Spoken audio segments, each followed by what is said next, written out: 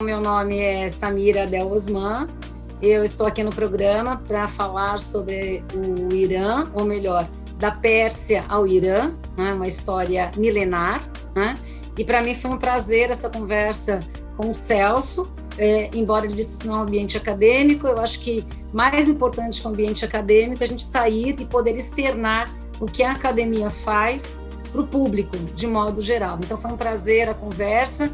O Celso veio com perguntas extremamente provocantes, né? Pertinentes, o que mostra, do contrário do que ele disse no começo, que ele conhece sim o assunto. Ele deu uma boa estudada, falou com propriedade, todas as perguntas foram extremamente pertinentes. Então foi um prazer estar aqui, conversar com o Celso, né? Uma forma interessante de falar de um tema que é instigante, fora de um contexto de sala de aula, onde a gente já sabe, né, quais serão as perguntas, quais serão as dúvidas. Então, foi realmente um grande prazer. Oi, pessoal. Bem-vindos mais uma vez ao Quem Somos Nós, que é a nossa conversa semanal para quem tenta vir isso.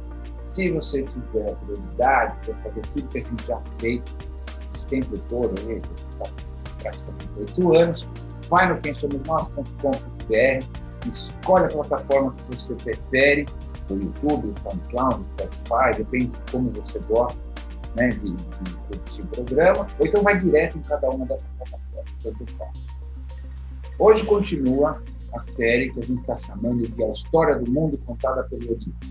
Nós vamos falar hoje da Pérsia, que chama Irã, que, como todos sabem, é um país muçulmano, mas não é árabe e que quer o seu lugar no mundo de volta, já foi um dos maiores impérios que existiu. Para conversar com a gente sobre o Irã, a Pérsia e a história e como eles enxergam a história, a mestre e doutora em História Social pela USP, professora de História da Ásia e de pós-graduação na Unifesp, Samira Osman.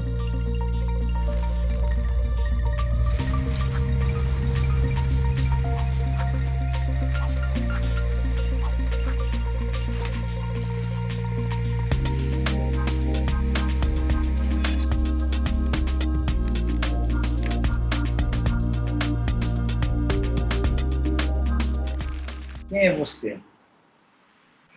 Bom, eu sou Samira Adel Osman, eu sou professora de História da Ásia na Unifesp, e eu tenho trabalhado com temáticas relacionadas especificamente ao Oriente Médio, né, ao mundo árabe, ao mundo islâmico, embora por questões da minha disciplina, dos interesses dos meus alunos, né, eu também tenho trabalhado com temáticas relacionadas à Ásia de modo geral. Então, China, Índia, Japão, são temas que aparecem nas minhas aulas. Eu sempre brinco com os alunos, eu só ainda não cheguei ao botão, né, mas provavelmente algum aluno vai se interessar pelo tema e eu tenho que ir atrás.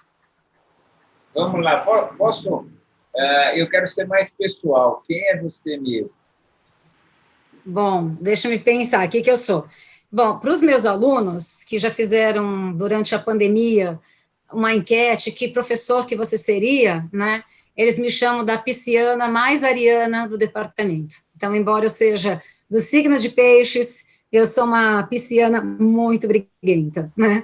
Mas briguenta no sentido, né, de defender aquilo que eu acredito ardentemente, né? Então, seja do ponto de vista profissional, seja do ponto de vista das minhas pesquisas acadêmicas, do ponto de vista pessoal, né? Então, eu sou uma pisciana talvez por acaso, né? Ou talvez os piscianos não sejam apenas, né, esse mar tranquilo, né? Acho que dentro do universo pisciano tem de todo jeito. Então, acho que eu sou uma dessas, uma pisciana fora da curva. Tá, me conta como que você chegou, do teu interesse de estudar, me conta a sua trajetória. Deve ter uma parte que não vou chamar de genética, mas é cultural, tá certo? Mas exato. Conta essa trajetória, por favor. Bom, eu sou formada em História, né, na graduação, foi sempre minha primeira opção, né, eu nunca pensei, eu quero fazer isso, aquilo, não, eu quis fazer História, né, desde o princípio. Bom, quando eu estudei, ainda era a época dos estudos sociais, né, estudei na época da ditadura, então na quinta e sexta série a gente tinha estudos sociais, e apenas na sétima série que nós tínhamos história. E para mim era abrir o universo, era abrir o mundo. E além disso eu tinha uma professora de história maravilhosa, que eu achava, naquela época, com nenhum recurso visual, audiovisual, sem internet, ela conseguia nos encantar, né, com o que era a história, né? Então, desde a sétima série, eu tinha 12 anos, e eu falei para a professora, eu quero fazer arqueologia. Eu acho que todo mundo que fez história, de alguma forma, quis ser Indiana Jones, em alguma época, né?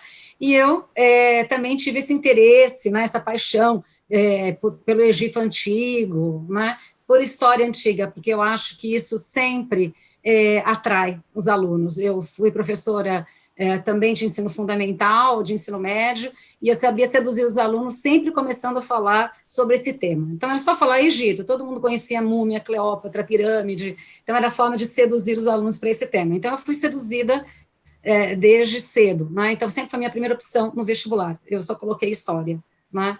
Então, eu fiz a graduação em História na USP, e uma coisa que marcou na minha formação é justamente a ausência de temas não europeus, né?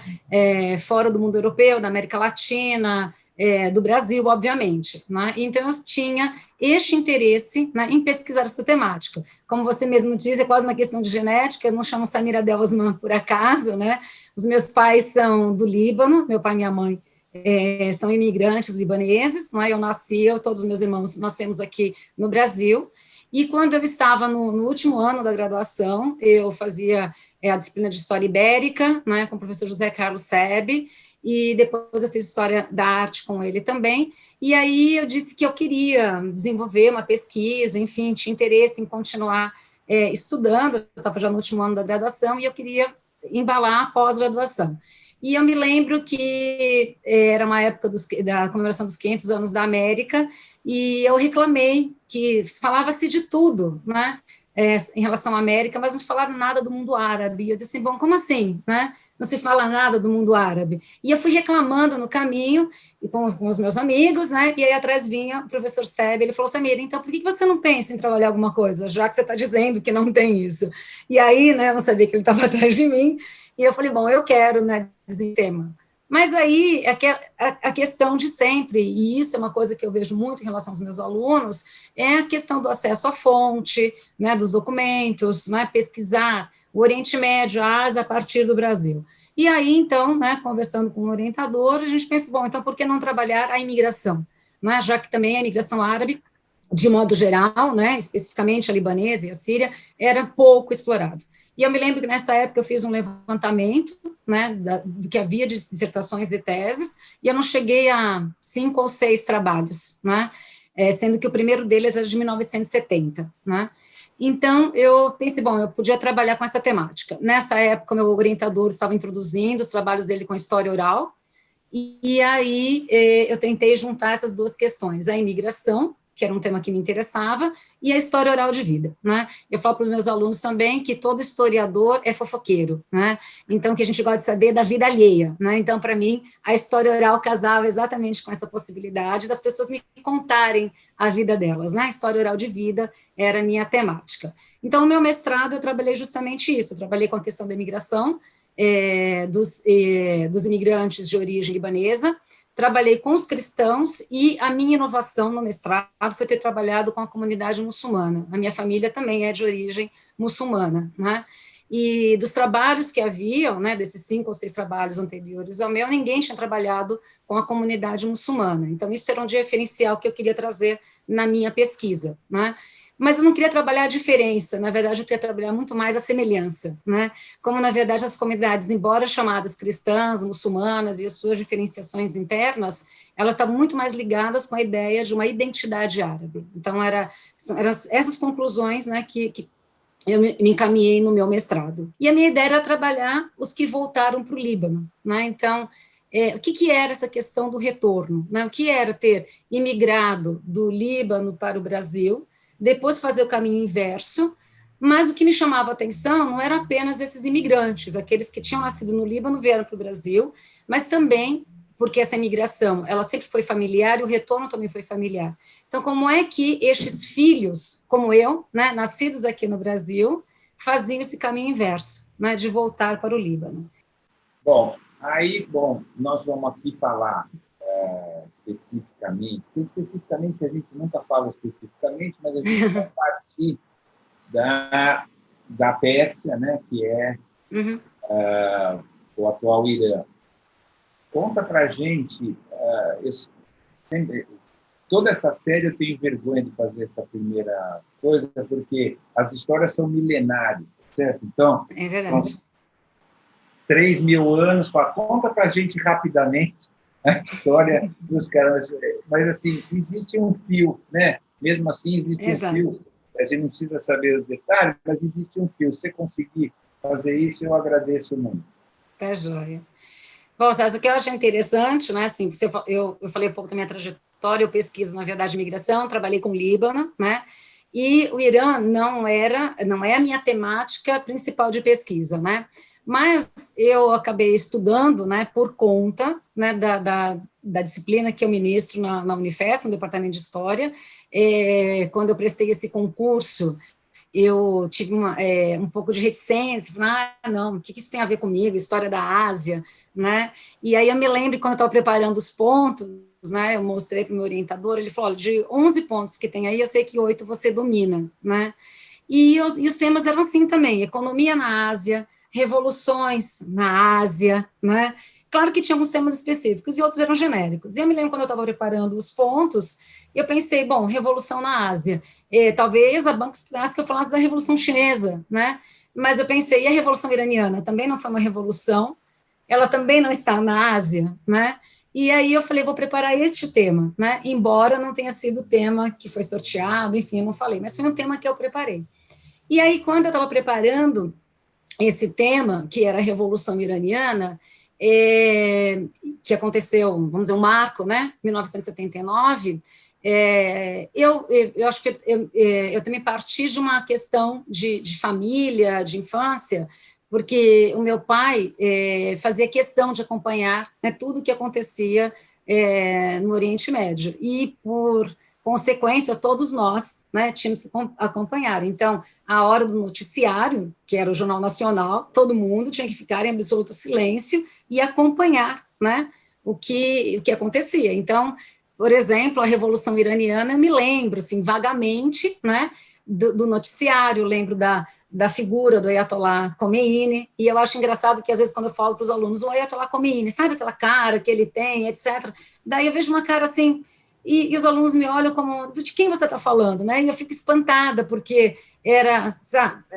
alguém assim, de uma faixa etária, você fala Ayatollah Khomeini, todo mundo sabe, você tem uma imagem, uma memória visual de quem é o Ayatollah Khomeini. E quando eu falo Ayatollah, o chá da Pérsia, né, às vezes eu me sinto, se não falando grego, falando persa, né, farsi, porque eles ficam olhando com aquela cara de espanto, né? Então eu sempre tenho que trazer imagens, o que eu achava que isso seria muito natural, né? Então, por conta, né, do concurso e depois dando a disciplina, eu comecei a trabalhar com essa temática da Revolução Iraniana. E o que mais me deixou contente com essa temática, eu tive um aluno que quis trabalhar justamente, não com a Revolução, mas anteceder a Revolução, porque a gente costuma trabalhar bom a Revolução. Aí a Revolução aconteceu em 79, sim, mas para acontecer uma Revolução, o que tinha antes, né? Contra o que essa Revolução estava em curso, né? E aí, então, né, eu tive um aluno que pesquisou, por exemplo, o período do Shah Mohammad Reza Pahlavi, né, a partir de uma obra, Missão para o Meu País, né, na qual ele desenvolve as suas ideias sobre o Irã, a Revolução e assim por diante. E o que a gente percebia nesse documento, né, na verdade um tratado, vamos chamar assim, político, mas também de história, era remontar essa história do Irã à Pérsia, né? Então, não foi à toa, né, que em determinado momento do governo do Shah, ele revive a glória do Império Persa, né, comemorando os 2.500 anos, né, deste império. Então, o que a gente pode pensar, né, do que é essa história do Irã? A gente também tem uma visão, e eu acho que isso é muito importante a gente marcar, que pelo fato do Irã ser um país de maioria xiita, né, muçulmano e muçulmano xiita, a gente pensa a história do Irã a partir dessa questão do islamismo, né? E, na verdade, a história do Irã é muito anterior ao islamismo, né? Acho que isso é uma questão que os iranianos fazem questão de ressaltar, né? Então, há uma história muito anterior, né?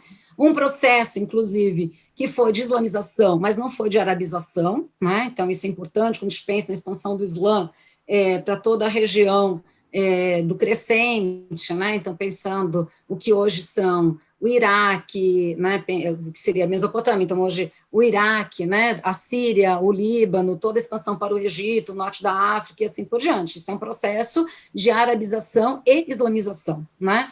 Enquanto para o outro lado, né, o processo se deu como islamização, no entanto, sem arabização, né? Então, a gente pode dizer assim, os persas, ou os iranianos, né, podem ser considerados hoje como os descendentes, etnicamente, desse persa milenar, né? Sim, podemos afirmar isso, né? Porque ainda que a gente possa falar, né, de que árabes e persas talvez tenham convivido, né, tenham casado, gerado filhos, etc., etc., né, o que é importante de pensar que essa região da Ásia, né, da Ásia Central, incluindo, então, o Irã, todos os países que a gente chama do Cumã, né, o Uzbequistão, o Turcomenistão, né, e assim por diante, né, o Afeganistão, enfim, toda essa região, né, eles são um grupo étnico diferente dos árabes, né, que são semitas, né.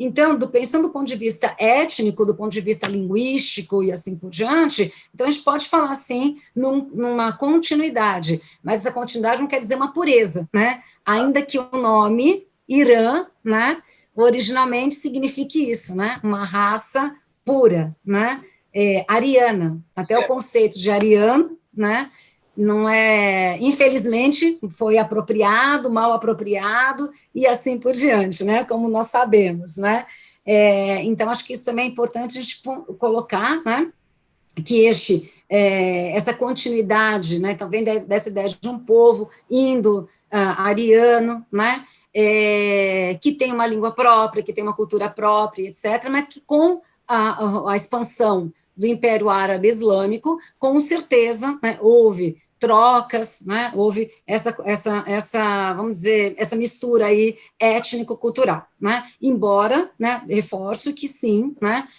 não só persas como grupo étnico, mas existem vários outros grupos étnicos, claro, majoritários, né, mas existem outros, né, próximos aos turcos, próximos aos afegãos, e assim por diante. Os persas são majoritários, né.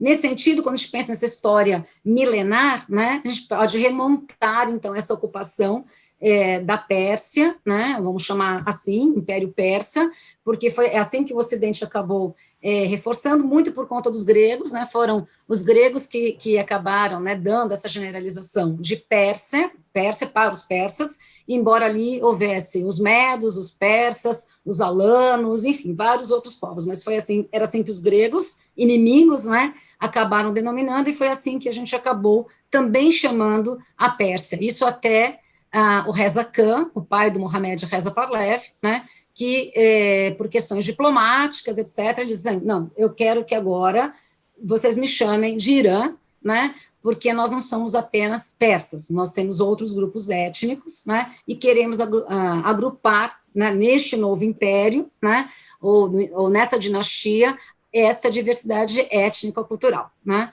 E aí a gente pode considerar, assim, entre os vários impérios, né, milenares, os Aquemênidas talvez seja o mais remoto e talvez o mais, vamos dizer assim, o primeiro grande império glorioso, né, ligado a essa história, que está ligado à ideia do Ciro o Grande, né, que vai, então, construir, vamos dizer assim, este império,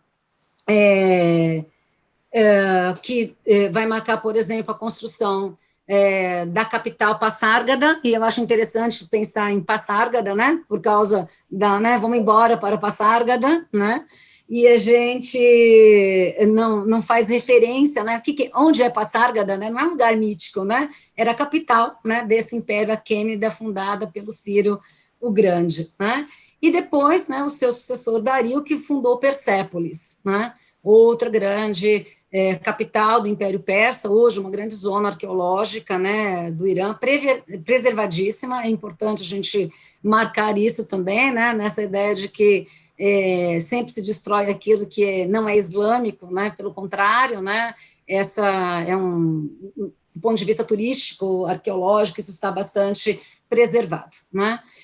E, claro, seguindo, né, enfim, a gente pode pensar nos grandes impérios antigos, né, eles estão marcados por conquista, reconquista, quedas e substituições, né?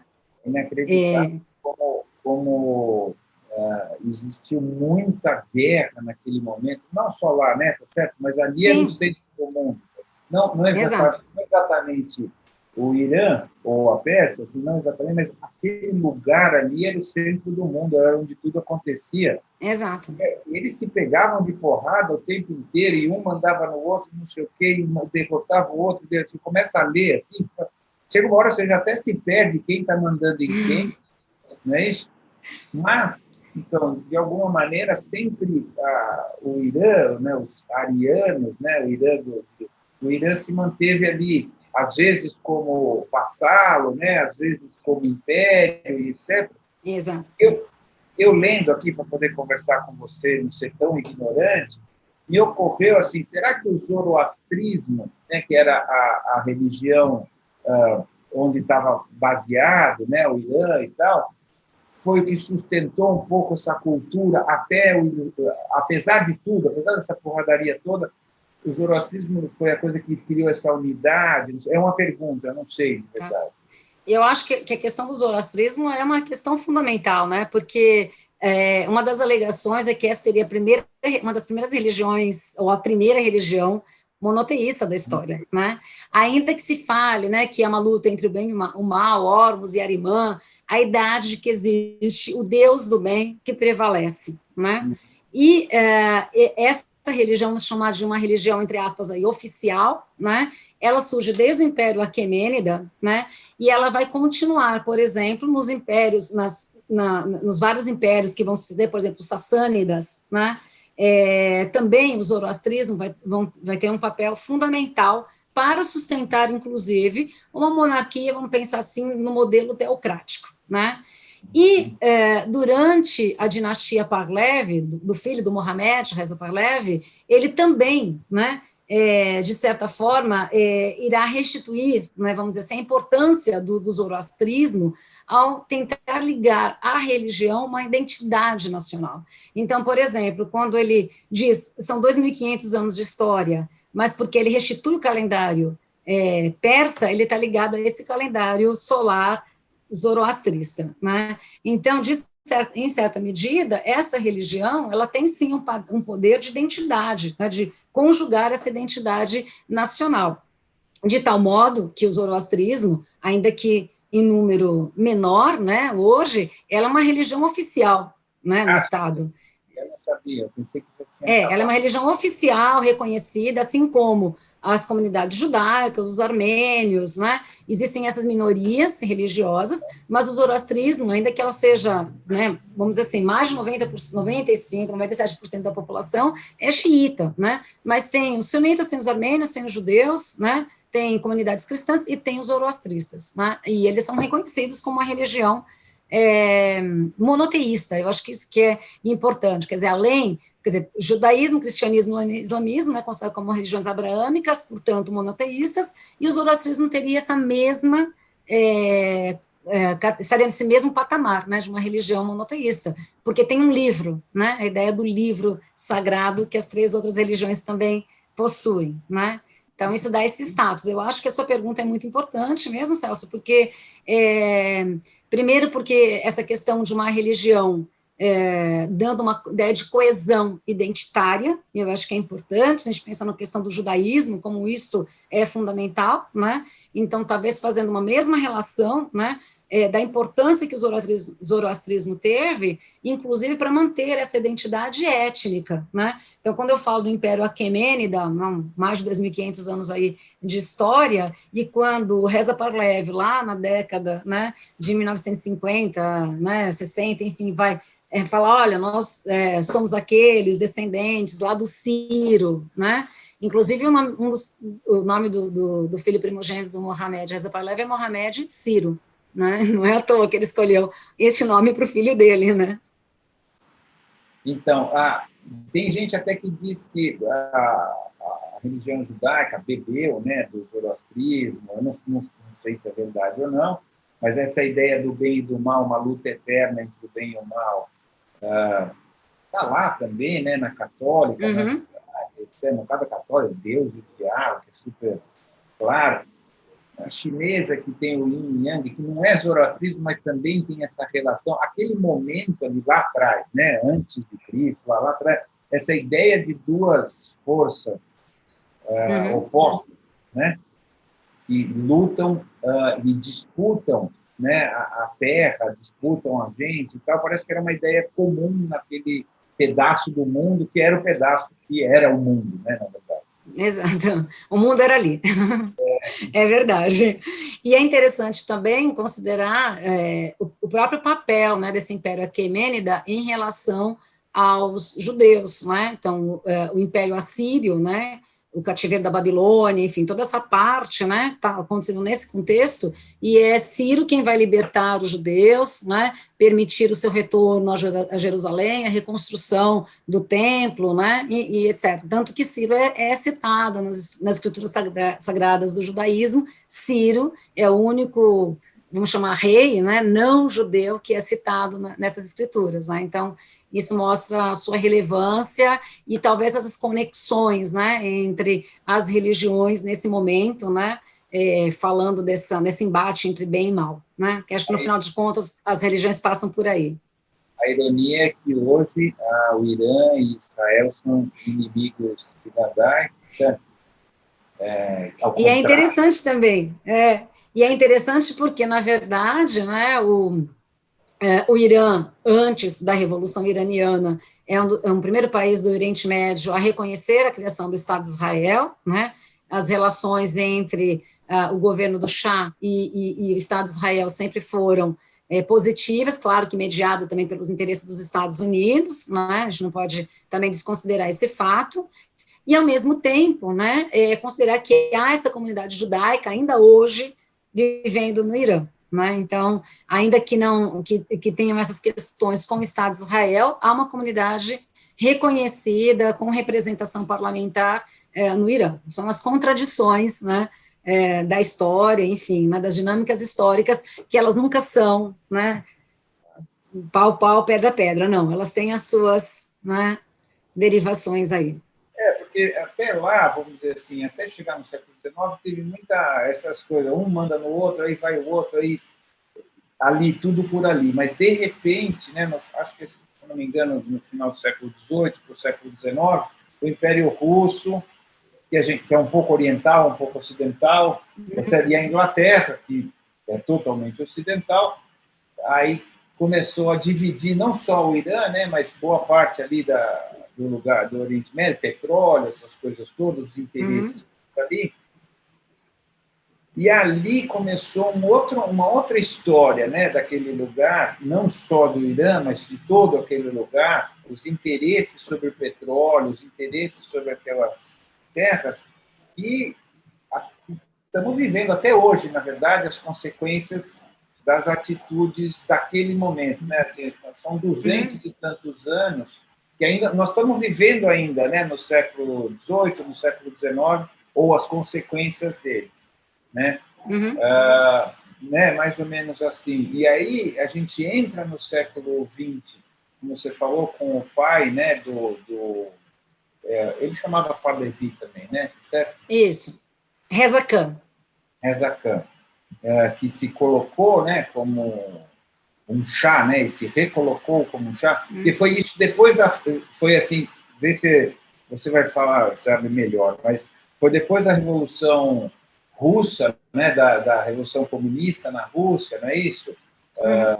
E aí eu acho que os ocidentais, não é isso, o apoiaram para evitar uma revolução comunista no Irã e colocaram ele como chá, né? Ele se colocou como chá, mas colocaram ele como manda-chuva do Irã, não é isso? E já é uma coisa assim, o Irã já não já não era dono do seu destino, né? Vamos dizer assim. Nunca, quer dizer, às vezes foi, às vezes não foi, mas agora sim as potências ocidentais é que estavam dizendo qual seria o destino do Irã, não é isso? Então, essa região, né, Celso, é vamos dizer assim, uma região estratégica do mundo, né, considerando porque não é à toa que chama Oriente Médio, né, já se chama Próximo Oriente, né, na antiguidade chamava-se de Próximo Oriente, né, depois a denominação aí, esse deslocamento de nome, né, mas não de lugar. Mas o que é importante dessa região? Ela faz uma ligação mesmo entre a Europa, né, e, vamos dizer, a parte mais extrema da Ásia, né? Quando você fala, por exemplo, da Inglaterra, seus interesses nessa região, né, da Pérsia, do Golfo e assim por diante, ainda que a gente fale do petróleo, e é sempre essa relação, né, e o petróleo foi descoberto em 1906, no entanto, o seu uso se dará mais tarde, a questão mesmo do interesse no Irã, ou na Pérsia, ainda se chamava Pérsia nesse período, era muito mais da questão do acesso à Índia, né, que era o grande interesse, né, que para a Inglaterra já era, né, desde o século XIX, o seu grande interesse, né, era a questão da Índia. Então, daí esse ponto estratégico, né, de controlar essa região. E ainda, claro, a Pérsia tem como vizinha a Rússia, né? Mas o que é importante a gente pensar que nessa localização, né, que a Pérsia tem, ela está desde, eu falei do Império Aquemênida, mas a gente pensar, por exemplo, desde a época do Império Bizantino, né, com o surgimento do Império Árabe, os Sassânidas, né, era a dinastia que estava ali na Pérsia, então é uma região, né, a gente pensa na questão da Rota da Seda, é uma região ali estratégica em termos de caminhos, né, então bizantinos, árabes, né, árabes muçulmanos, depois os persas, mais tarde ainda o Império Turco Otomano, né? Então, assim, é uma região ali efervescente do ponto de vista estratégico que é essa região, né? E, de fato, né, quando a gente pensa no século XIX, né, na questão do imperialismo europeu, nessa questão dessa partilha do mundo e assim por diante, é verdade, né? Essa região, ainda que não nominalmente, ela não é parte do Império Turco Otomano, mas a dinastia que está no poder neste momento no Irã, que antecede os Pahlavi, é a dinastia Qajar, que é de origem turca, né? Então, se não é diretamente ligado ao Império Turco, vamos pensar se numa relação aí de suzerania e vassalagem, vamos pensar nesse conceito, né? Então, tem uma relação muito próxima com o Império Turco, que é inimigo do Império Russo, né? Então, vamos pensar em todas as questões ligadas. E, claro, tem os interesses europeus, neste momento, vamos falar do Império Britânico, né? Não vamos esquecer da França também, né?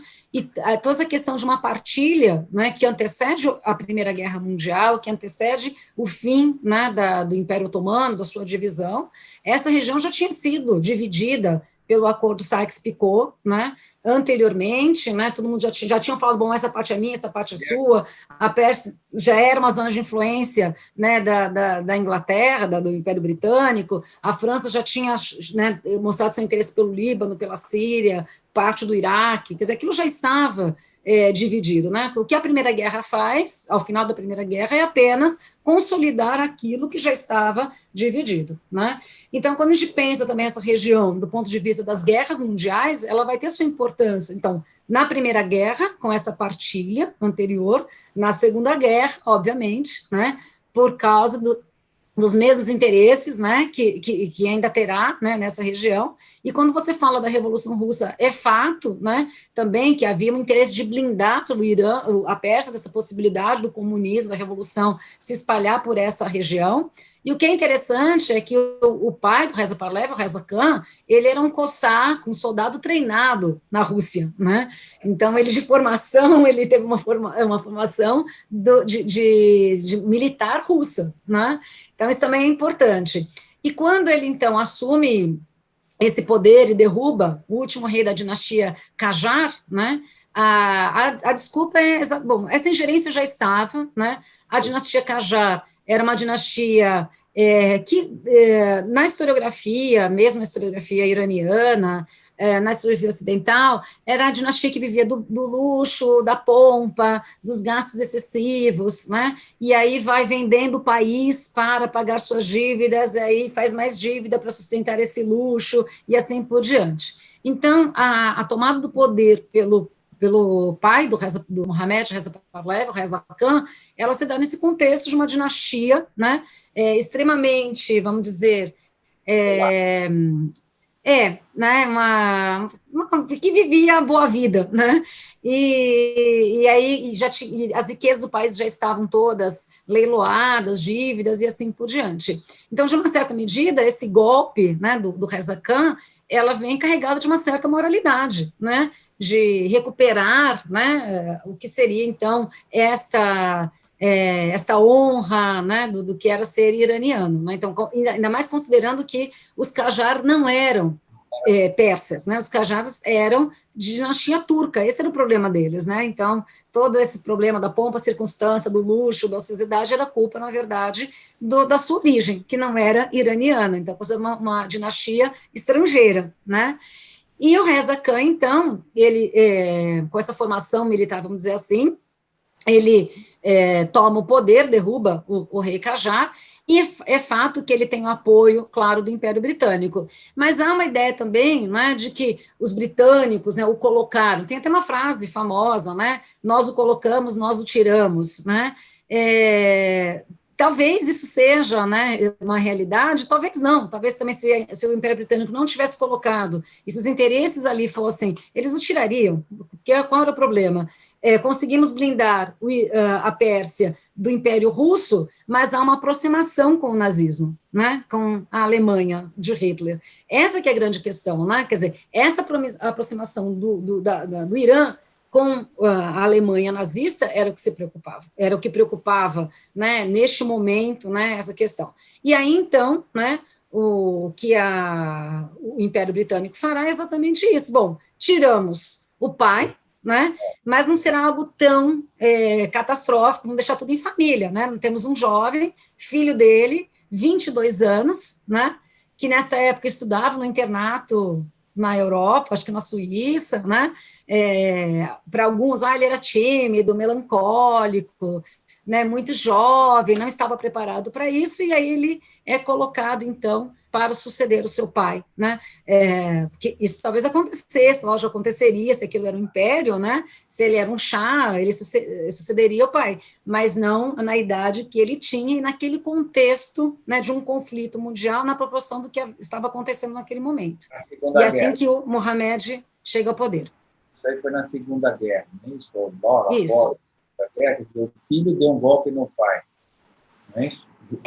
Na verdade, ele não foi o filho que deu o golpe, né? Quer dizer, os britânicos deram o golpe, né? E colocaram.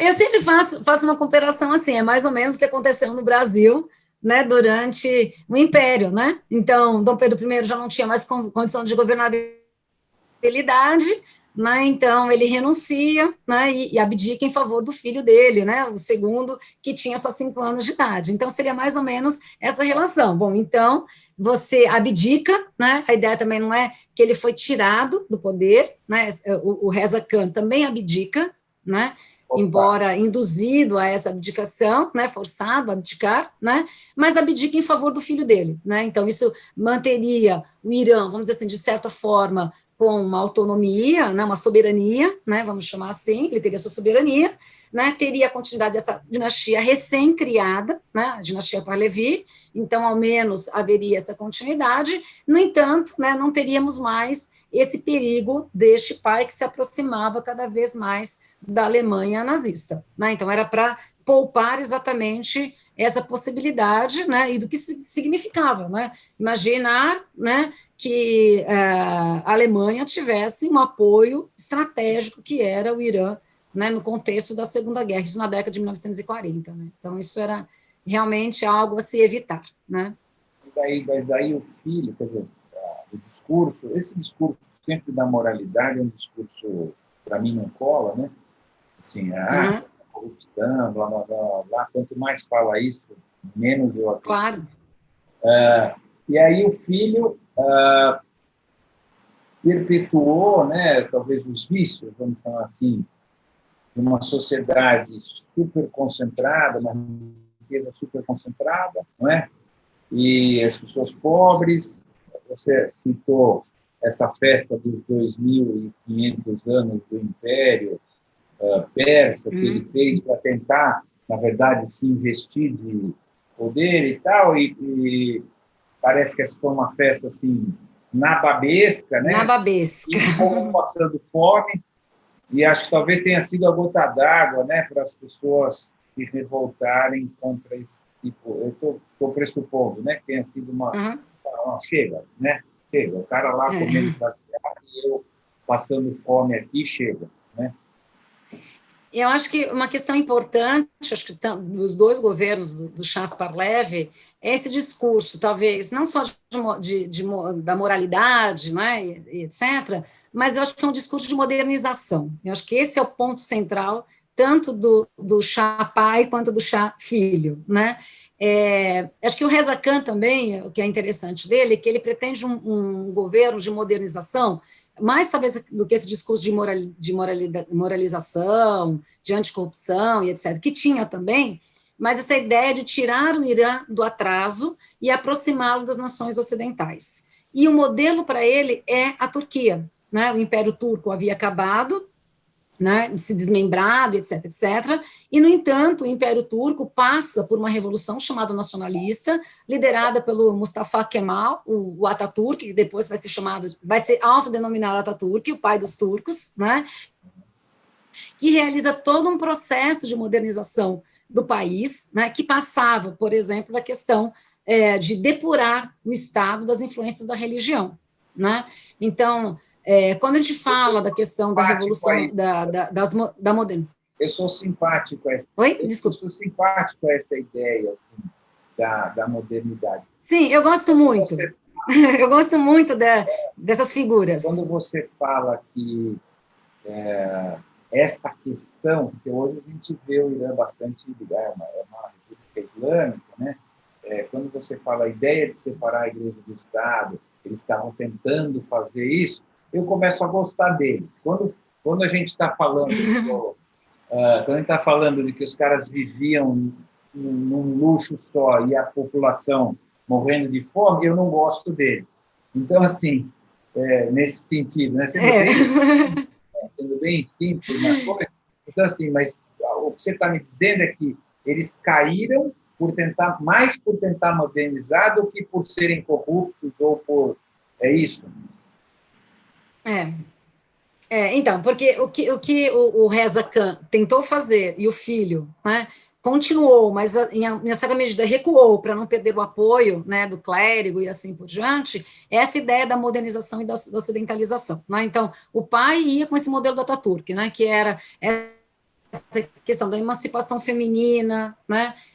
Daí o símbolo maior, que é a proibição do uso do véu das mulheres nos espaços públicos, da proibição de trajes, né, dos religiosos em espaços públicos e assim por diante. Mas a gente tem que entender que tanto no Irã quanto na Turquia, nós estamos falando de populações, neste momento, mais de 60%, mais de 70% de populações rurais, né, onde a religião tem um peso fundamental, né? E a religião tem um peso no sentido da tradição, né? Então, quando a gente pensa nessa questão de que está proibido o uso do véu, isso significa emancipação feminina, né? Agora as mulheres vão poder andar na rua sem significa mais liberdade. O que aconteceu foi o oposto. Então, por exemplo, havia um projeto de alfabetização, de escolarização. Bom, essas famílias rurais deixaram de permitir que essas meninas fossem à escola porque não usavam véu, né? Então, vejo que o processo ele é um tiro que sai pela culatra, né? Então, vamos permitir, mas sem o véu eu não saio, então eu acabo não indo à universidade. Bom, mas com o véu eu iria. Então, são essas contradições, porque ainda que a gente fale, vamos separar a religião do Estado, né, isso é importante, né, a gente não pode pensar que é possível separar a religião da vida dessas pessoas, onde a religião tem um fator fundamental. Né? O Irã, ainda que não tenha se arabizado, ele se islamizou. Né? A Turquia, o Império Turco, é um império islâmico. Né? E mesmo Ataturk, na sua ideia de revolução, né, de criar a Turquia moderna, ele vai dizer, a nossa história não se resume ao Império Turco, otomano, nossa história é milenar, de novo a história do milenar, vamos remontar a nossa história a 2.000, 3.000 anos atrás. Né? Então, isso é importante, claro, tem a ver com esse contexto, mas vamos pensar no prático, no dia a dia, né? Como você tira a religião, né, as práticas religiosas da vida dessas pessoas que são basicamente tribais, são rurais, né? Onde esse conceito de modernidade, de ocidentalização, soa muito como estrangeirismo, vamos chamar assim, né? Então, há uma resistência. Por outro lado, há uma camada média, urbana, escolarizada, europeizada, né, cujos filhos já foram estudar na Europa e que veem com os bons olhos essa modernização. Então, nós estamos falando de um embate, né, entre dois modos de vida que, neste momento, né, você tem uma minoria mostrando esse caminho, você tem uma maioria que está resistindo, mas resiste não é porque são ignorantes, não, porque são afeitos às suas tradições muitas vezes tribais. Quando você falou sobre essa questão do luxo, etc., eu lembro de uma passagem que eu li sobre o Reza Khan, que ele dormia no chão, em tapete, né? E essa questão do luxo, eu acho que talvez é muito mais na corte, né, do filho do que do pai, né? Então há um discurso de austeridade, e austeridade não porque ele fosse um discurso austero, mas de uma formação, né? O soldado, né, a questão da tribo, enfim, acho que tem isso ainda muito marcado. Estamos falando do final do XIX, né, onde essas questões, esses costumes tribais ainda estão muito arraigados, né? Agora, de fato... A ideia de fazer transformação de uma forma ditatorial, né, que era bastante repressivo, né, principalmente estou falando mais do filho, do pai eu conheço menos, do filho eu conheço um pouco mais. Ele tinha uma política muito violenta, prendia, matava, era tudo muito imposto. Quer dizer, você faz modernização com ditadura, é um negócio complicado, assim, né, onde você impõe uma modernização às pessoas, dificilmente isso se sustenta no tempo, né? Porque as pessoas não se faz isso é de dentro para fora, não é um pouco de fora para dentro, né? Não é imposto, né? Então talvez isso então seja aí a reação, né, que as pessoas tiveram à pobreza e a isso foi se agarrar ao Khomeini, certo? É isso? Exato. E a gente tem que pensar também, né, que o Mohamed Reza Pahlavi, quando ele assume, ele tinha 22 anos, né? Então, assim, ele já não era o Shah que ele se torna, por exemplo, na década de 60, né? Primeiro, inclusive, ele teve que se fortalecer internamente, por exemplo, quando o primeiro-ministro, né, o Mohamed Mossadegh, compra uma briga, né, com os ingleses ao nacionalizar a companhia de petróleo. Agora sim, o petróleo tem a sua importância e o seu valor, né? Já é a década de 50, né? E nesse momento, o Mohamed Reza Pahlavi, ele ainda é aquele jovem que estou aqui, mas não sei ainda muito o que eu estou fazendo, muito nas mãos dos interesses britânicos, né?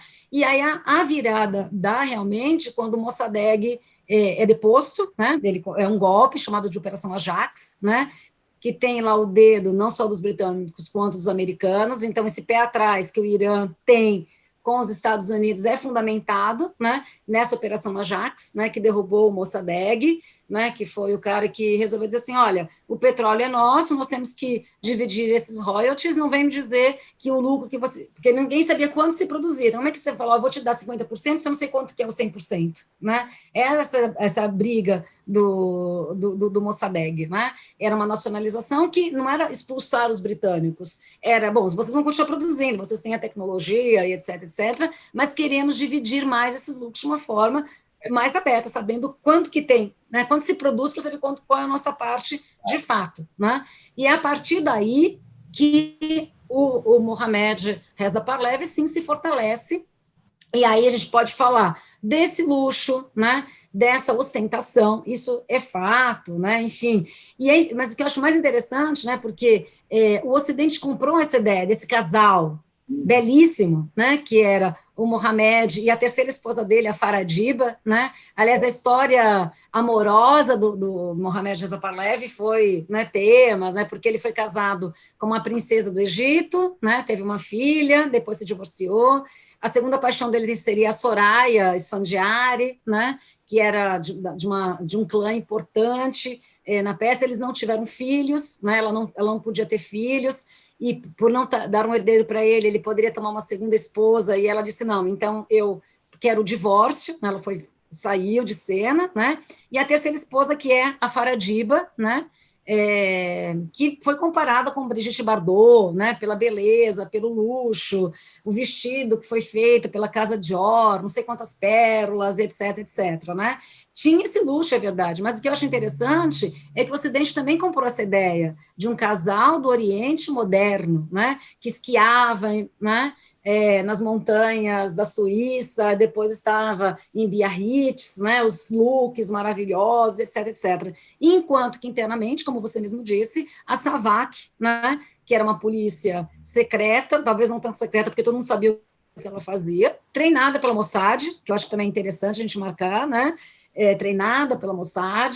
Então, essas relações entre Israel e Irã nunca foram, não foi desde sempre conflituosa, né, ela se torna conflituosa no segundo momento, né, e aí, obviamente, essa ideia de que não sabíamos o que estava acontecendo, né? Sim, todo mundo sabia, né? Que aquele regime se sustentava pela repressão, né?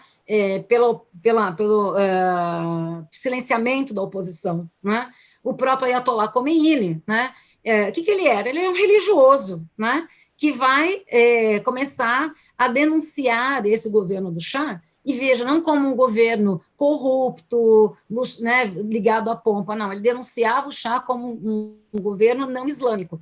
Então, daí essa questão do véu passa a ter um papel importante, né? Porque ele vai dizer, olha, o que ele está fazendo com o nosso país? Ele está acabando com as nossas tradições religiosas. Ao dizer que as mulheres podem ir para a rua com o cabelo descoberto, ocupar cargos públicos, etc., etc., ele está desvirtuando a nossa tradição religiosa, né?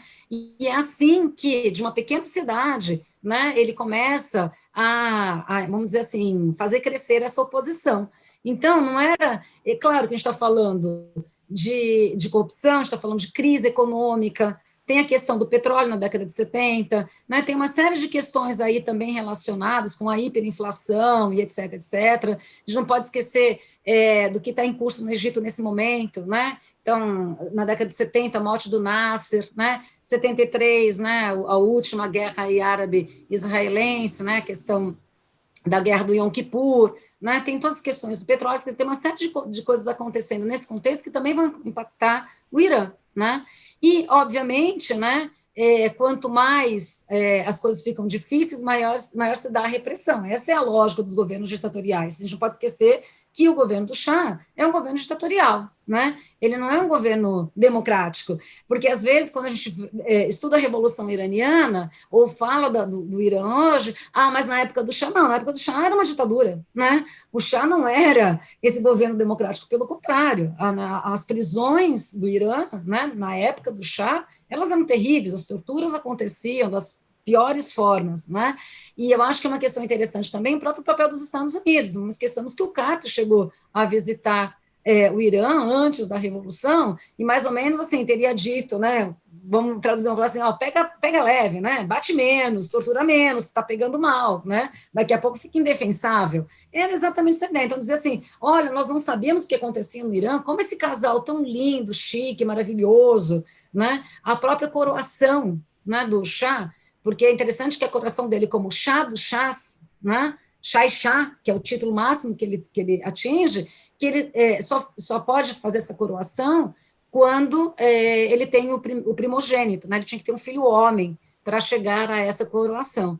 E as cenas são maravilhosas, assim, lembra aquela ideia do Napoleão, não preciso que ninguém me coroe, né? Eu mesmo faço a minha coroação, né? Ele se coroa e coroa a Faradiba, né? E é interessante porque até um título, né? Eles criam, não existia título para feminino para Shah, né? Cria-se depois, que é Shah Banu, né? Que é o título que a Faradiba ostentará. Então, acho que tem uma relação aí entre o Ocidente, dizer assim, nossa, mas esse casal é tão lindo, chique, maravilhoso, letrado, né? E acho importante também porque tinha uma política do Shah de conceder bolsa de estudos, né?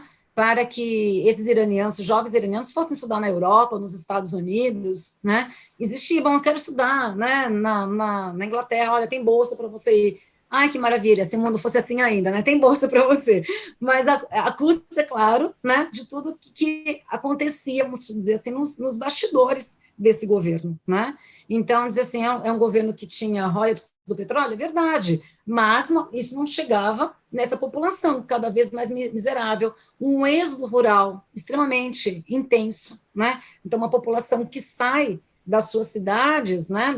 Uma reforma agrária que ele tentou fazer, que, no final das contas, foi pior, né? Saiu pior a reforma agrária do que ela não tivesse acontecido, né? Então, porque dividiu, mas as melhores terras daquele jeito, né? A reforma agrária vai para os meus amigos, né? Os amigos dos meus amigos, e a população mesmo camponesa não teve acesso à terra, ou teve acesso aos piores lotes de terra, não teve recurso para investir e assim por diante, isso provocou um grande êxodo rural. Então, o que a gente está falando na década de 70 vamos dizer, uma coisa que está pronta para explodir, né? Então, você tem um governo corrupto, você tem um governo que está ali vivendo de uma forma anababesca, a comemoração dos 2.500 anos do Império Persa, né, foi no deserto, enfim, durou não sei quantos dias, etc., contradizia com a população passando fome nas ruas de Teherã, né? Obviamente, há um discurso, né, religioso por trás disso, né? Vejam a ostentação, o luxo, essa festa é uma festa pagã, né, não é uma festa islâmica, então tem vários discursos aí. E também tem um discurso, a gente não pode esquecer, um discurso da esquerda, né? Tem uma esquerda no Irã, né? Há comunistas ali também, né? Com o operariado, panfletando, né, conscientizando aí esses operários a pararem o trabalho nas fábricas, nas petrolíferas, né, para chamar para essa revolução. E eu acho muito importante falar disso, assim, há uma esquerda, há comunistas, né, porque se a gente só pensa que a revolução foi feita por um setor, que é o setor dos clérigos. Pelo contrário, né, essa é uma das forças, né? A gente pode pensar, por exemplo, nos bazares, que são os comerciantes, né, que vão cada vez mais se endividando, perdendo o seu comércio tradicional. Quer dizer, há um conjunto de fatores, né? Então, só ver a Revolução Iraniana por um viés, né, do Ayatollah, das questões religiosas, é empobrecer o debate, né, entender que tem muito mais em jogo também. Acabaram, eu não sei se assumindo a revolução, ou o fato do Khomeini estar refugiado, né, em Paris, e fugindo, né, da polícia do Shah, e, eu não sei, de alguma maneira, não foi a religião, quer dizer, não foram os religiosos, ou eles foram também, mas eles acabou assumindo o símbolo da revolução, e depois o poder. Não só o símbolo, como depois o poder. Depois virou mesmo, né? Ou Então, o que a gente não pode é chamar a revolução iraniana, em 79, de Revolução Islâmica. Isso é um erro, né, comum, chamar a Revolução Iraniana de Revolução Islâmica. Eu acho que são dois momentos. Depois virou. Porque primeiro há um objetivo comum, vamos dizer assim, que todo mundo quer, derrubar o Shah, né? Então, os religiosos querem derrubar o Shah, a esquerda quer derrubar o Shah, os comerciantes, enfim, os estudantes. Qual é o nosso objetivo? Derrubar o Shah, né? Isso é o que se queria em 78, vamos dizer assim, isso já estava efervescente, né? E queremos a queda do Shah, né? O que viria depois, né, é imprevisível, né? Porque a história não vem com roteiro, né? A história vai se desenvolvendo no decurso dos seus acontecimentos, né? Então, o que está neste momento? Sim, vamos dizer assim, a questão da classe trabalhadora, dos operários, há, sim, os comunistas, né? Há uma esquerda ali, há intelectuais, inclusive, né? E há também os religiosos, não vamos esquecer isso, porque qual o papel da religião, né, nessa população empobrecida? Qual é o papel das mesquitas, né? É ela quem vai receber essa população, que vem do êxodo rural, que não tem emprego, que precisa sobreviver. Então, aonde você vai buscar assistência social? É na mesquita, né? E a mesquita, né, como se sabe, sexta-feira é o dia da pregação, vamos chamar assim, né, da homilia, né? E o Shah, que já era oposição, desculpa, o Ayatollah, que já era oposição ao Shah desde a década de 60, né, no exílio, né, no Iraque, na Turquia, depois em Paris, ele continua atacando o chá. E eu sempre falo para os alunos isso, adoro falar isso. Já teve uma vez no mundo, uma época no mundo, que existia fita cassete, gravador e fita cassete. Talvez vocês nunca tenham ouvido falar isso, mas existia um mundo assim. Eu fiz as minhas entrevistas de história oral com fita cassete, e não foi tanto tempo atrás, né? Eu acho que isso que é interessante. E nessas fitas cassetes, que eram contrabandeadas, levadas para o Irã, e fita cassete tem lado A e tem lado B, né? No lado A tinha música, né, americana, rock, etc. O lado B tinha o discurso do Ayatollah, né? Então é assim que isso vai se infiltrando nas mesquitas. A gente não pode também negar que o papel da religião é fundamental, né? Quando a gente vê as imagens da revolução, né, e acho que isso é importante, porque essa é uma revolução que foi televisionada, eu fui lá no começo de 79, eu me lembro dessas imagens, do meu pai assistindo e acompanhando, né, o que estava acontecendo no Irã, e todos eles, quem não se lembra, ou quem vê as imagens no YouTube, na internet, tem aquelas cenas, né, que os homens se batem, né, batem no peito, batem na cabeça, há sinais de autoflagelo. Isso vem do xiismo, né, está ligado à prática xiita, que tem a ver com o martírio do Hussein, né, que é o neto do profeta, né, que foi martirizado, ele com toda a sua família, ao resistir, né, aos omíadas, que eram quem ocupavam o poder neste momento, né? Ele se declarava como legítimo herdeiro do profeta, né? Ele era o filho do Ali, o genro, né, do profeta, que né, da questão da sucessão reivindicava ser o seu sucessor natural, né? E ele, então, fazia essa mesma reivindicação. Então, esse ritual chamado de Ashura, né, ela é extremamente importante, ela tem um marco fundamental no Irã, e não é com o Khomeini, ele é muito anterior, na verdade, né? São os safávidas que retomam esse ritual da Ashura, primeiro simbolicamente, depois tem aqueles que, de fato, se autoflagelam, numa mesma relação do que seria a paixão de Cristo, né? Reviver a paixão de Cristo, seria mais ou menos essa relação, né? Então, tem todo esse contexto, né? Vamos dizer assim, do ponto de vista das questões religiosas, né? Como que isso também é mostrado, essa relação. Yazid, que era o califa usurpador, é comparado com Reza Pahlavi, que também é um usurpador, né? Então, nós somos os representantes de Hussein, nós temos que lutar pelo poder, né? Então, vamos nos martirizar e vamos derrubar este usurpador. Então, tem um contexto ideológico, religioso, que a gente não pode perder de vista.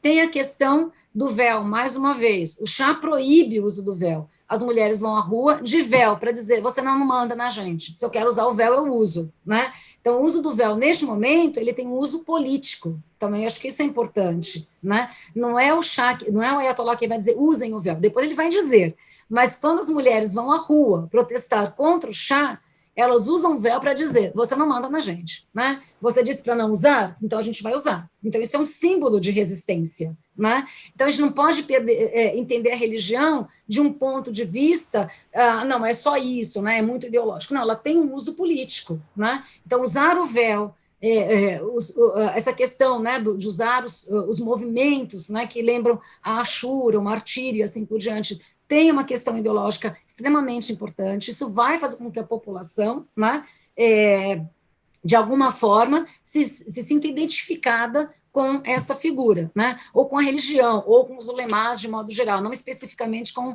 o Ayatollah Khomeini, né? Porque ele está no exílio, né, nesse momento. Ele fala e fala de onde ele está falando. Claro que ele prega a derrubada do Shah, né? Mas ele prega a derrubada do Shah nesse sentido, né? No sentido que ele é um governo anti-islâmico, né? É nesse ponto.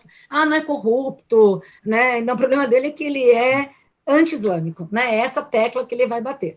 Aí, claro, né? Quanto mais a população sai à rua, mais a repressão se torna violenta, né, a ideia é, bom, então isso vai parar. É o contrário, né, quanto mais violenta é a repressão, mais, né, até chegar um momento que ninguém apoia o Shah. Né, o que resta para o Shah? Né, ele não abdica, né, ele não renuncia, ele diz, estou de férias. Né, ele sai, né, a francesa, ou a iraniana, ou a persa, e ele diz que vai se retirar, deixa lá, né, um governo provisório, vai para o Egito, né? É interessante que o Egito continua sendo uma relação que ele mantém, mesmo depois, né, da queda da monarquia, ele mantém uma relação com o Egito, mas o mais importante, talvez, considerar que nessa saída dele do Irã, ele já está com câncer, né? e isso é algo que não é público, não é noticiado, né? E o Shah vai passar, então é interessante porque ele sai no final de 78 do Irã e o Khomeini volta em fevereiro de 79, né? E aí a gente chama a Revolução Iraniana de 79, né? Mas, na verdade, a Revolução estava em curso antes, né? A queda do Shah foi em 78, na verdade, né? A queda ou a saída, enfim, a fuga dele, que a gente chame. A volta do Ayatollah, né, é que dá esse marco. E daí a gente vai dizer, isso é uma revolução islâmica. Também ainda não, né? Quando ele volta, né, para alguns historiadores, por exemplo, ele não estava definindo, bom, agora vim para tomar o governo. O que ele faz, né, ao desembarcar num voo fretado, recebido, ovacionado, a primeira coisa que ele diz é assim, bom, vamos voltar todo mundo a trabalhar, né? O país tem que continuar funcionando, operários vão para a refinaria, né? O país tem que continuar, né? Se aquilo ia virar o que virou depois, não sei se eles tinham essa noção, essa ideia, mas, na verdade, o que marca essa virada, daí vamos chamar assim de Revolução Islâmica, é o episódio da embaixada, né? Quando os estudantes fazem a embaixada, né, dos Estados Unidos, né, refém. Porque daí o Khomeini vai à televisão pública e vai dizer, muito bem, agora sim começamos a Revolução de fato, né? Então, é esse segundo momento, vamos chamar assim, que a revolução se torna uma revolução islâmica, né? E é importante também considerar, bom, por que esses jovens tomaram a embaixada, né? Por que fizeram isso? Por causa do Shah ter ido aos Estados Unidos, né? Quando eu falei do Mossadegh, daquela interferência lá na década de 50, qual que é? O que se está no imaginário? Bom, ele vai lá buscar apoio dos Estados Unidos, né? Os Estados Unidos vão apoiá-lo, né? Vão aqui, vão acabar com a nossa graça, o Shah volta, a repressão aumenta, etc, etc. Então, o simbólico de tomar a embaixada é dizer assim, não, vocês não vão interferir mais, né? Poderia ter acabado só isso, né? Como uma iniciativa, como um arroubo estudantil, mas quando o Ayatollah vai para a televisão e diz, muito bem, né? Quem tinha simpatia pela revolução, quem diz assim, nossa, mas que horror que era esse Shah, agora que nós vimos quem ele era, aí também passa a não ter muita simpatia pelo Ayatollah, né? Então, do que vem depois, né? Então, às vezes, quando a gente discute essa questão, está certo, está errado, deu certo, a revolução deu certo, a revolução deu errado, né? Nós não estamos aqui para julgar, né? Não é esse papel do historiador, não é dizer deu certo ou deu errado, né? É analisar as circunstâncias, o que levou a isso, né? Era a intenção do Ayatollah instituir esse governo islâmico, que a revolução fosse uma revolução islâmica, né? Ela se torna, ela não era no seu princípio, né? Ela vai se tornar no decorrer, né, dos caminhos que a revolução vai seguir, né? E aí sim a gente pode falar, ela é uma revolução islâmica, de fato, né? Ela se torna islâmica, ela não é no seu princípio. Hoje, como você vê, eu sei que vou dar tem muito a Abinabinder, eu esqueci como fala o nome do cara, Abinabinder, aquele cara que virou presidente, que era de ultradireita. O Ahmadinejad. Ahmadinejad, é difícil de falar. Ahmadinejad. Mas então eu vou dar uma passada, assim, porque foi para lá, foi para cá, foi mais para o centro, foi mais para a direita. Eu vou chamar de direita como mais conservador, vai dizer assim. Conservador, eu acho que é um bom termo. Tá bom. E como você vê hoje, e claro que não é previsão de futuro, mas hoje o Irã está sob pressão. Agora, sei lá, com o Biden talvez menos pressão, mas continua sob pressão, né, com ódio Israel, Irã, um dizendo que o outro é o maior inimigo, que o Irã não pode ter a sua bomba atômica, né, ou não pode ter a nuclear. E, bom, como que você olha esse momento de agora e se tiver que chutar, para onde você acha que vai? Bom, eu acho que é importante também a gente pensar o governo, né, do Khomeini. A gente pode esquecer que, de fato, ele governou o Irã. Então, muito dessa cara que a gente vê do Irã é reflexo ainda, né, do que ele do governo dele. Vamos falar uns 10 anos aí de governo, teve a guerra Irã-Iraque, né, a gente não pode esquecer também desse contexto, né?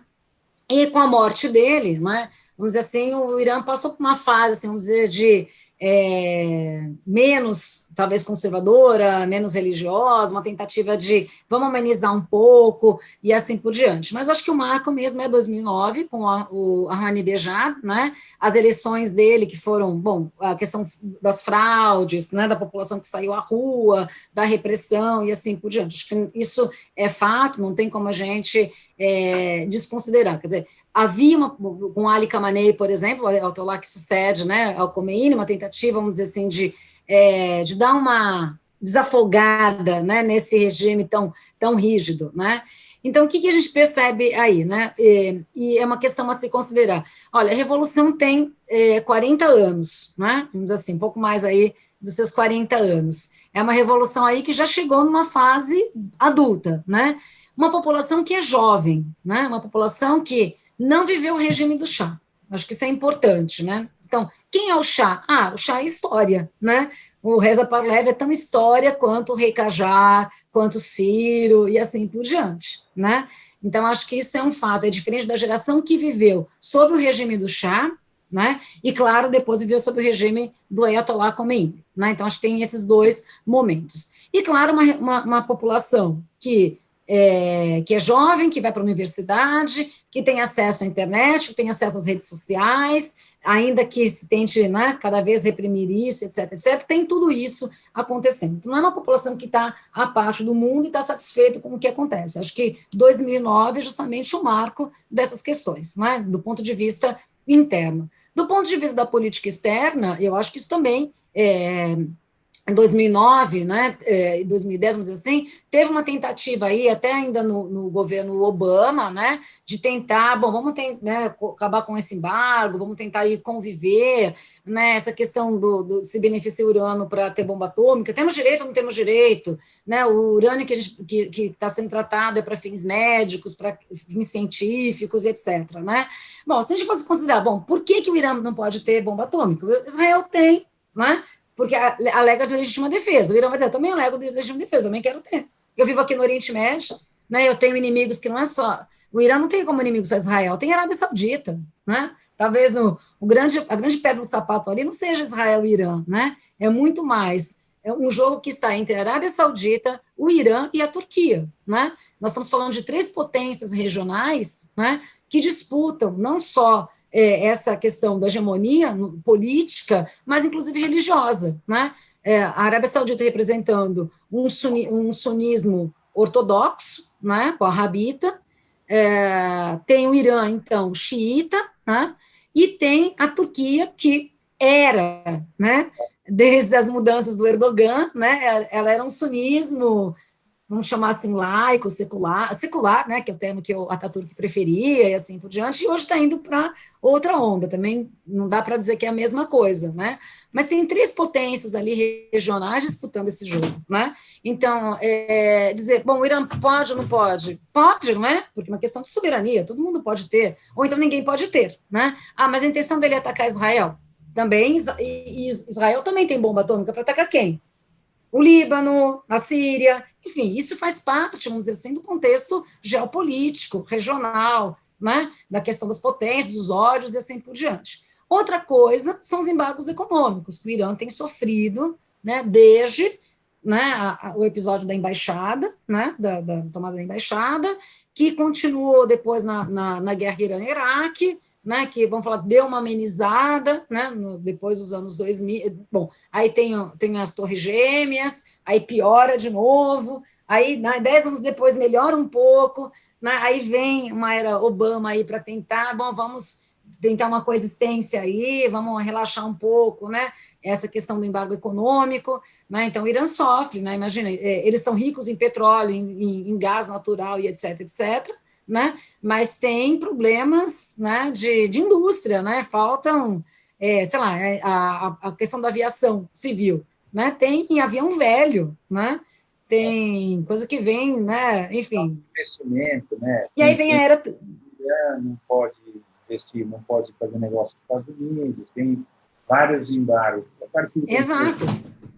Não é pouca coisa, né? Então, tem essas questões. Daí vem a era Obama, que parece, né, mostrar, bom, então vamos tentar ver aqui, então a gente vai diminuir a produção de urânio, vocês vão diminuir aí a mão pesada do embargo e assim por diante. Depois vem a catástrofe não vou chamar de era Trump, ainda bem, porque ela não durou uma era, né? Foi só um mandato, isso foi muito bom, né? E agora vamos pensar, né, se com Biden isso pode melhorar, né? A ideia, né? Mas é uma questão também sempre assim, o que se espera da política externa do Oriente, para o Oriente Médio dos Estados Unidos, né? Mesmo com a experiência do Obama, por exemplo, a questão palestina, ela passou batido, né? Quer dizer, o que fez o Obama? Quando ele disse, olha, temos que voltar às fronteiras antes de 67, ele recebeu um cala-boca do Netanyahu, né? Então, é uma questão muito complicada, né? Assim, Israel também é uma posição muito difícil ali, né? Então, permitir, por exemplo, que a questão palestina se resolva, se o Irã, se esse embargo econômico do Irã vai continuar ou não vai continuar, a questão do Hezbollah no Líbano, né? Porque o Hezbollah é sustentado pelo Irã e etc, etc, né?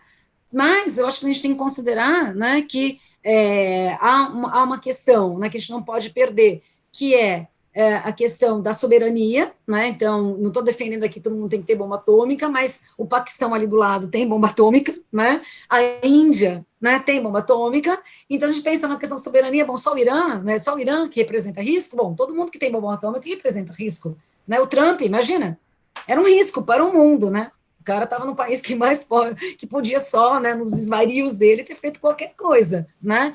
Então, a gente tem que tomar cuidado também com essa ideia, mas só o Irã não pode, porque eles são, né? Não, né? Peraí, né? E ainda mais, a gente tem que dizer, bom, até que qual é o limite realmente, se tem ou se não tem bomba? A minha opinião pessoal, sim, eu acho que tem, né? E tanto acho que tem que ninguém invadiu nunca o Irã, né? Se invadiu o Iraque, porque sabia que não tinha, né? Por que Bush invadiu o Iraque? Porque ele estava certo que eles jamais encontraram nada ali. Mas não invadiu o Irã, porque o Irã também fazia parte do eixo do mal, né?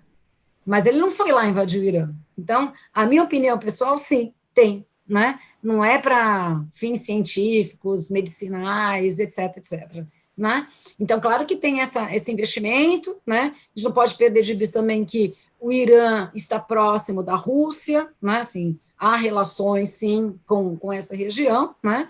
Então, se esse governo Biden, não sei se a política externa do Oriente Médio para ele será importante, porque vivemos um contexto onde a pandemia é uma questão muito mais importante hoje, né? E pode ser que nesses primeiros anos ainda não se diga ao que vem, né? Como será essa política externa para o Oriente Médio e para o Irã em particular, ou para Cuba, por exemplo, né? Então, acho que tem uma série de questões aqui para a gente considerar. Agora, o que é fato, que a gente não pode esquecer, é que essa população, né, jovem, como eu já disse, escolarizada, né, com altos índices de alfabetização, né, querem cada vez mais mudanças, né? Eu acho que 2009 é justamente esse marco, né, de uma sociedade efervescente, uma sociedade que está sob um regime do qual ele não compartilha, né? Eu acho que isso é importante. Claro que há setores conservadores que veem os regimes dos ayatollahs, a forma como o governo ainda vive no Irã, como uma forma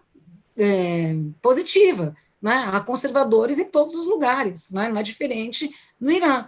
Ao mesmo tempo, há uma população jovem, estudantes, etc., que querem mudanças, né? Porque o mundo é feito dessa forma, de mudanças, né? E acho que também a gente tem uma visão de ver, às vezes, o Oriente Médio com uma ideia muito conservadora. O Oriente Médio é conservador, o Oriente Médio é fanático, né? Os jovens pensam dessa forma. E eu me lembro uma vez que eu estava fazendo uma entrevista, das minhas entrevistas do mestrado, e eu me lembro de um senhor que me disse isso, olha, o século XX, na época, quando eu fiz a entrevista, ele falou, olha, o século XX também chegou no Líbano, já chegou no Oriente Médio, né? Quer dizer, a gente não vive neste atraso, né? A gente não está vivendo, né, numa ideia que a gente está fora do mundo, né? Então, quando a gente diz, é uma sociedade tradicional, conservadora, né, isso é tomar a parte pelo todo, né? Então, não é a população do Irã que é tradicional e conservadora. Há setores que querem mudanças, né? E eu acho que o cinema, por exemplo, é uma coisa que nos mostra como o Irã, né, faz críticas, sim, a esse regime, né? Como não é uma sociedade tradicional, fechada, religiosa. Eu acho que o cinema está aí para mostrar justamente como essa sociedade é dinâmica, né? Eu acho que isso é importante a gente pensar, não só para o Irã, para o Oriente Médio de modo geral, para o mundo, para as outras civilizações, porque quando a gente olha sempre pela nossa ótica ocidental, é sempre uma tendência de ver, eles são radicais, eles são conservadores, eles são fanáticos, né?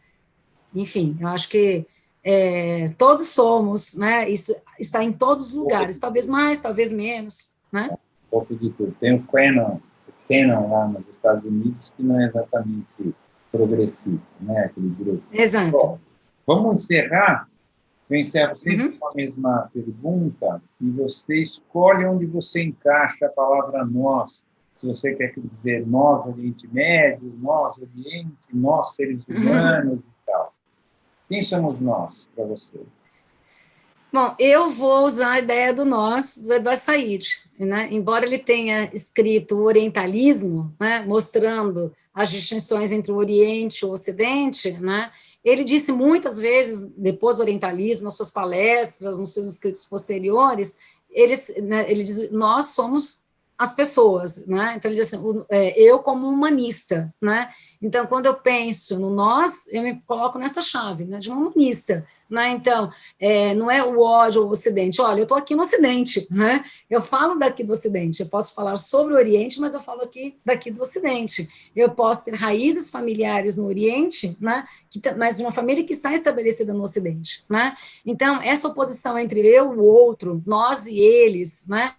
Eu acho que a gente tem que superar essa visão, né? Então, o Oriente Médio é atrasado, o Oriente Médio é retrógrado, a Ásia é culpada pela pandemia, a China é culpada pela pandemia, né? Então, sair dessa visão dos nós e os outros, né? Então, pensar uma visão humanística, né? Eu acho que é nesse sentido que eu penso onde eu me coloco neste lugar, né? Às vezes, inclusive, você se considera brasileira? Você se considera libanesa? Bom, eu acho que eu sou isso mesmo, né? E aí, quando você, no começo do meu nome, eu me lembro uma vez que eu estava viajando, e aí era em Viena, e o rapaz que me ajudou, naquela época quando a gente começou a usar o passaporte digitalizado, etc, etc, e ele tinha bem traços do Oriente Médio, né, assim como eu acho que eu falava que eu não tinha, mas depois me falaram, sim, você tem. E aí ele falou, posso fazer uma pergunta pessoal, que é raro fazer uma pergunta na Europa, uma pergunta pessoal mais raro ainda. Eu falei, pode. Ele falou, por que seu nome é árabe, seu sobrenome é turco, e o seu passaporte é brasileiro, não é? Porque Osman é a forma turca do meu nome árabe. Eu falei, a resposta é essa, porque eu sou brasileira, né? Isso nos permite, né, ter um nome árabe, né, um sobrenome que pode ter outra origem, né, e carregar isso aí. Então, nesse nós eu incluo também, né, este lugar que nós estamos, né? Que nós somos a parte do mundo, né? Então, obviamente, né, quando a gente pensa nas questões do Oriente Médio, a gente não está pensando só a parte do Ocidente, né? Nada existe à parte. A história, e isso é uma frase do Subramanian, do historiador, né? Sanjay Subramanian, ele chama das histórias conectadas, né? A história do mundo sempre foi conectada, né? Então, não existe a história do Oriente e do Ocidente, existe a história, né? Onde o Oriente, o Ocidente, a Ásia, a Europa, a América estão em constante conexão. Então, a gente não consegue desvincular isso. Perfeito, muito bom.